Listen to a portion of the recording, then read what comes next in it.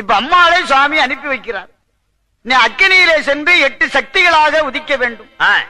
அப்படி உதிக்கும் போது என் கையில இருக்கக்கூடிய மான், மழுவு, சித்துடுக்கு, திரிசூலம் எல்லாம் உனக்கு ஆயுதவாணிகளாக பிறக்கும். திருமால் கையில் இருக்கக்கூடிய சங்கு, சக்கரம், கதை, வாளெல்லாம் ஆயுதவாணிகளாக பிறக்கும். இந்த 18 ஆயுதவாணிகளோடு அகோரமான சுரூபத்தோடு சக்திகளாக சென்று மகிஷனை அடியோடு அழிக்க வேண்டும் என்று சுவாமி விடை கொடுத்து அனுப்பினார். அப்படியா? அம்மாள் கைலாசத்தில் இருந்து அந்த வேள்வியை பார்க்க வேண்டும் என்று வருகிறார். வேள்வி செய்யும் போது வேள்வியை நடத்தக்கூடியவர்கள் கணவனும் மனைவியுமாக வேள்வி சாலையிலே உட்கார்ந்திருப்பார்கள். அப்படியா? தலைமையாக இருக்கக்கூடியவர் வேள்வியை நடத்துவார். கடைசியில் அந்த வேள்வியிலே அவிழ்ப்பாகவும் பிறக்கும். அதை பிறக்கும் போது வேள்வி நடத்தக்கூடியவர்கள் வாங்குவதற்கு எச்சரிக்கையாக இருக்கணும். சரி, பிரம்மதேவன் அந்த வேள்வியை நடத்துகிறார். இன்னொரு காரணம், அம்மாள் யாருடைய வயிற்றிலையும் கருவுற்று பிறந்ததாக வரலாறும் கிடையாது. அந்த அம்மாள் வயிற்றில யாரும் கருவுற்று அந்த அம்மாள் அடுத்தவளை பெற்றெடுக்கவில்லை. அவ என்னைக்கும் கன்னியாக இருக்கக்கூடியவள். மதுரையை ஆண்டு வரக்கூடிய பாண்டிய மன்னன் மலைத்துவச பாண்டியன் குழந்தையில்லை என்று புத்திரயாகம் பண்ணினான். 7 வயது குழந்தை போல அம்மாள் அக்கினியில இருந்துதான் வந்தான். ஒரு தாய் வயிற்றிலே கருவுற்று பிறக்கவில்லை. அதுபோல இமாச்சலத்திலே மலையரசன் பிள்ளை இல்லை என்று தவசிருந்தான். அதே இமாச்சலத்துல தாமரை இலையிலே பூ மேலே அம்மாள் சிறு குழந்தையாக அவதாரம் பண்ணினார். அதே போல யமுனை நதியிலே அந்த தட்ச மன்னனுக்கும் தாமரையில தான் குழந்தையாக அவதாரம் பண்ணினார். யாரு வயிற்றிலேயே அம்மாள் கருவுற்று பிறந்ததாக வரலாறு கிடையாது. அப்படி கதை இருக்குமானால் அது பொருந்தாத கதை, சரிவர கதையை படிக்காதவங்கன்னு அர்த்தம். அப்படி வேள்வியை செய்தார்கள். வேள்வி செய்யும் போது பிரம்மதேவனை இருந்து அந்த வேள்வியை நடத்துகிறார். வேள்வி நடத்தும் போது நாகராஜன் வந்து வேள்வி சாலையில் அமர்ந்திருக்கிறான். இது பெண்ணாச்சு, கொஞ்சம் அலங்காரம் பண்ணி வருவதற்கு தாமதமாகி விட்டது. சரி, தாமதம் ஆக உடனே அந்த வேள்வியிலே பிறக்கக்கூடிய அந்த அமிர்தத்தை எடுத்து அவசர அவசரமாக பிரம்மதேவன் அப்படி கையில ஏந்துகிறார். அதை வாங்குவதற்கு அந்த அம்மா லேட் ஆகி விட்டது. சரி, அந்த நல்ல வேளையிலே வேளையிலே வேளையிலே ஆதிசக்தி பார்வதியும் பார்வதியும் அந்த நல்ல வேளையிலே வேளையிலே வேளையிலே ஆதிசக்தி பார்வதியும் பார்வதியும் ஆதிசிவன் வார்த்தை கேட்டு அந்தரத்தில் வந்தல்லவோ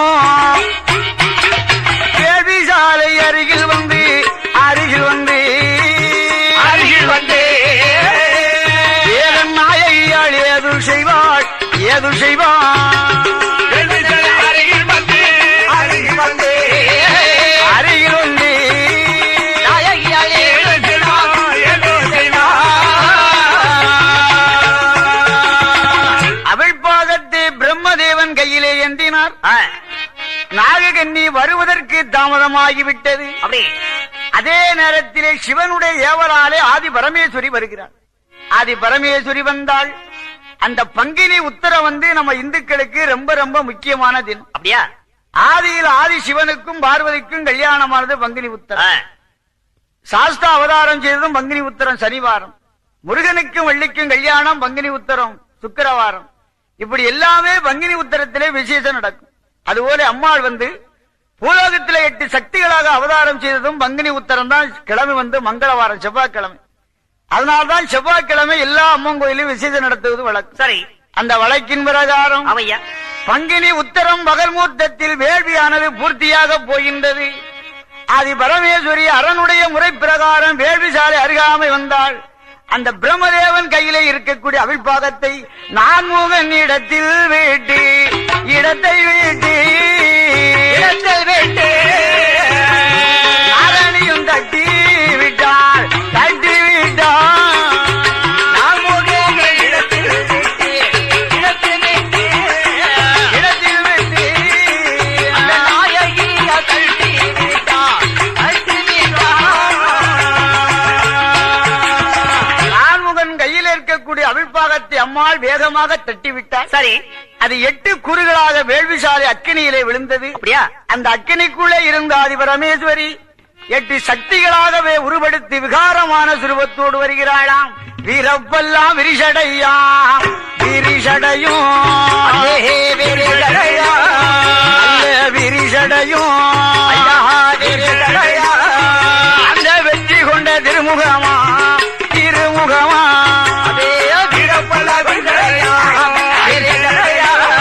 அங்கே விரிசடையா வெற்றி கொண்ட திருமுகமா திருமுகமா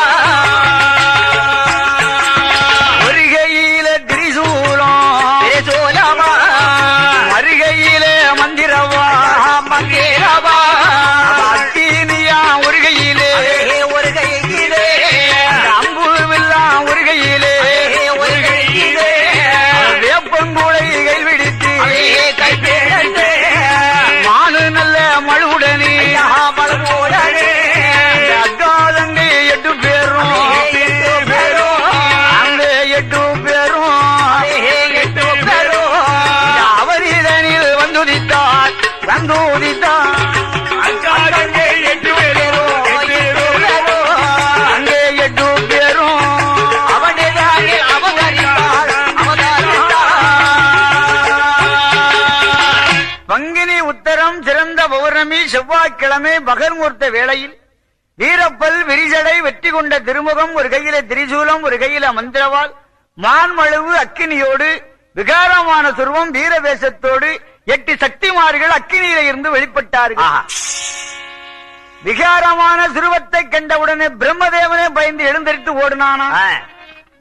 அசீரின் வாக்கு ஒலித்தது, அம்மா நாககன்னி அஞ்சாதே, நீ தெய்வத்தை பெற்றெடுத்திருக்கிறாள், தெய்வமே உனக்கு குழந்தையாக வந்திருக்குது, இதை வளர்த்து வையகத்தில் பெயர் வருவாய் என்று அசீர் வாக்கு ஒலித்தது. சரி, அந்த நாககன்னி பெண்ணால் 8 குழந்தைகளுக்கும் வளர்த்த கடனை தவிர பெயர் நாமங்கள் வைத்து வரிசைகள் ஒன்றும் செய்யவில்லையாம். நாளொரு வேணியும் பொழுதொரு வண்ணமுமாக தன்னைத்தானையே 8 பேரும் வளர்ந்து வந்தார். பெயர் நாமங்கள் வைத்து அழைக்கவில்லை. குழந்தைகளைக் கண்டு மனம் பயந்து பயபக்தியோடு கண்காணித்து வருகிறார். ஒரு நாள் தினத்திலே அம்மையர்கள் 8 பேர்களும் அந்த நாகர உலகத்தில் விளையாட வேணும் என்று வண்ணக்கோட்டான் சிறுசூழகை சிறுசூழகை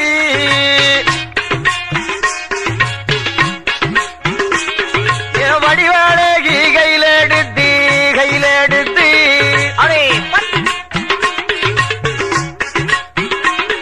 அந்த காதோல கலகலங்க கலகலங்கு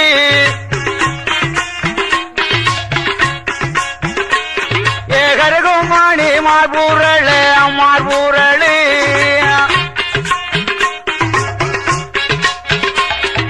கண்டை நல்ல ஒலிவாரக்க ஒலிவாரக்கு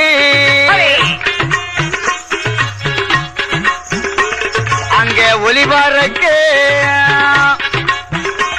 அவ சதுராட்டம் ஆடி வாரா ஆடி வாரா கண்டை நல்ல ஒலிவாரக்கு ஒலிவாரக்கு சதுராட்டம் ஆடி வாரா ஆடி வாரா ஐந்து நல்ல குலவை பாடி குலவை பாடி ஆதாளி பொட்டு வாராள் பொட்டு வாரா எப்பங்கூளை கையில் வீடித்து கை வீடித்து அவள் கையில் வீடித்து கை வீடித்து அம்மை வீதி வழி ஆடி வாராள் ஆடி வாரா எப்பங்கூளை கை வீடித்து கை வீடித்து அவள் கையில் வீடித்து வீதி வழி ஆடி வாரா ஆடி வாரா அடக்க நல்ல விழுந்த சடை விழுந்த சடை அடைகடலில் தீர்த்தமாடும் தீர்த்தமாடும் தெற்கே நல்ல விழுந்த சடை விழுந்த சடை தென்கடலில் தீர்த்தமாடும் தீர்த்தமாடும் கிழக்க நல்ல விழுந்த சடை விழுந்த சடை அங்க விழுந்த சடை விழுந்த சடை கீழ்கடலில் தீர்த்தமாடும் தீர்த்தமாடும் விழுந்த சடை விழுந்த சடை அங்க விழுந்த சடை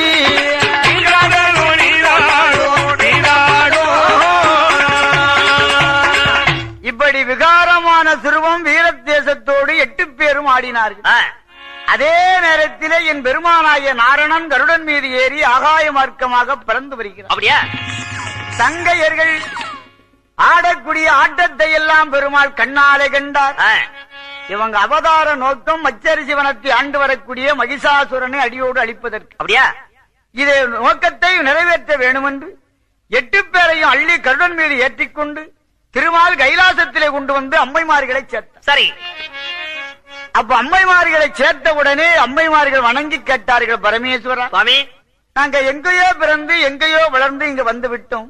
எங்க அவதார நோக்கம் என்னவென்று புரியவில்லை, எங்களுக்கு விவரம் சொல்லுங்க.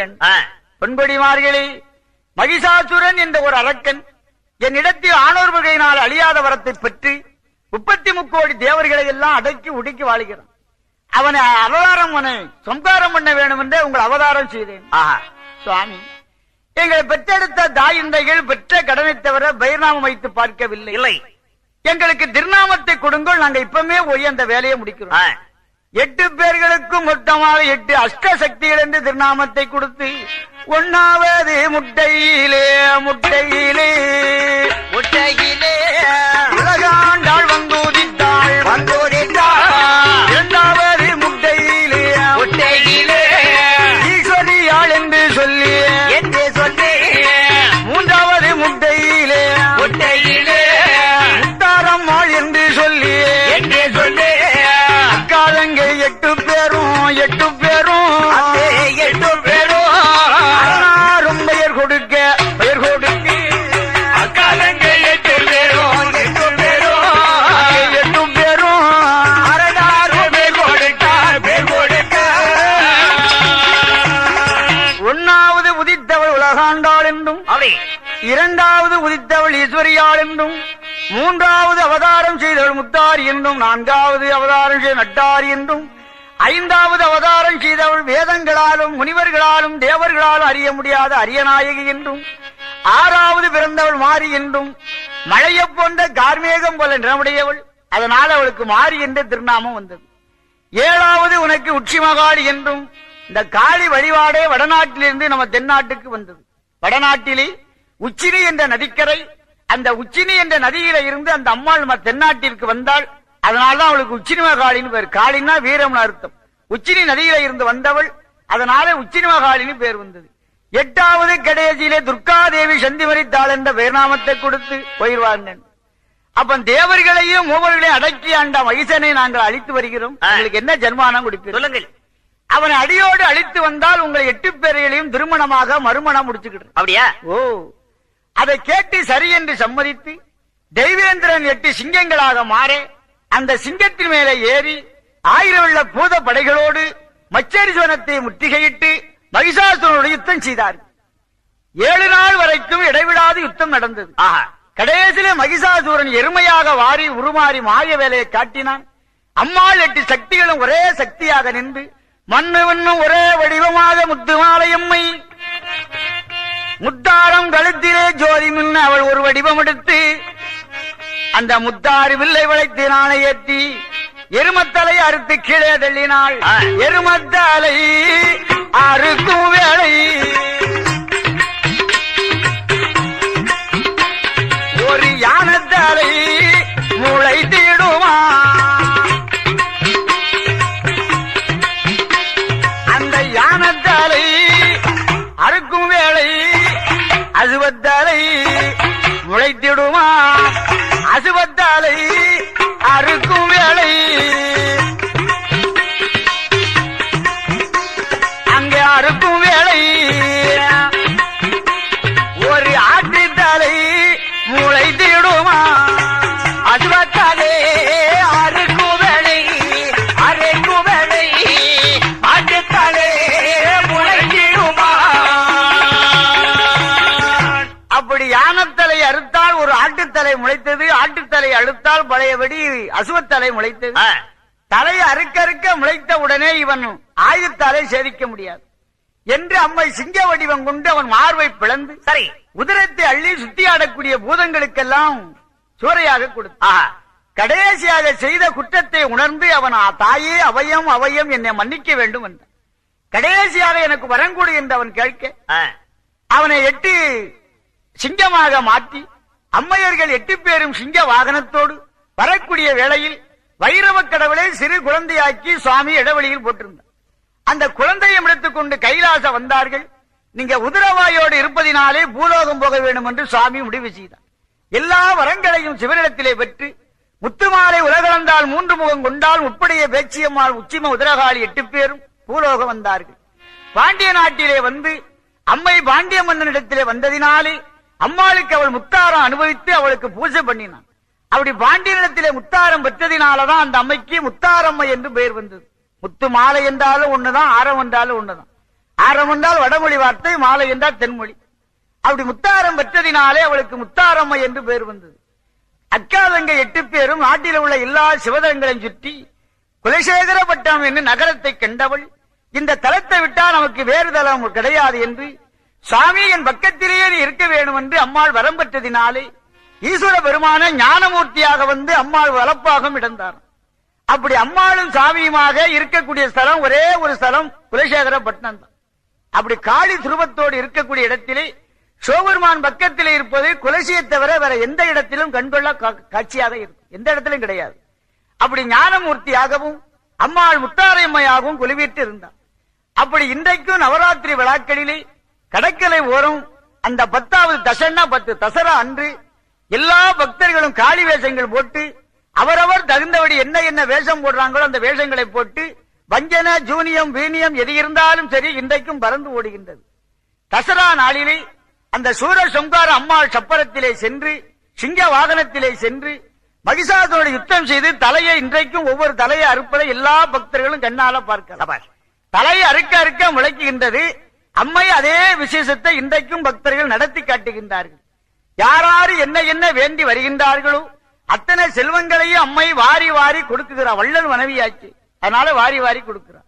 எல்லா மக்களும் எல்லா நன்மைகளை பெற்று முத்தாரம்மையோட திருவரினாலே மாங்கிலிய பெண்கள் எல்லாம் மாங்கிலியம் தழைக்க பசியாமல் எந்தெந்தைக்கு மக்கள் வாழ்தலை புசிக்க எல்லா மக்களும் இன்புற்று அம்மையை வணங்கி வாழ்கிறார்கள் என்று இத்துடன் இந்த கதையை அடித்தேன் பூர்த்தி செய்கிறேன்.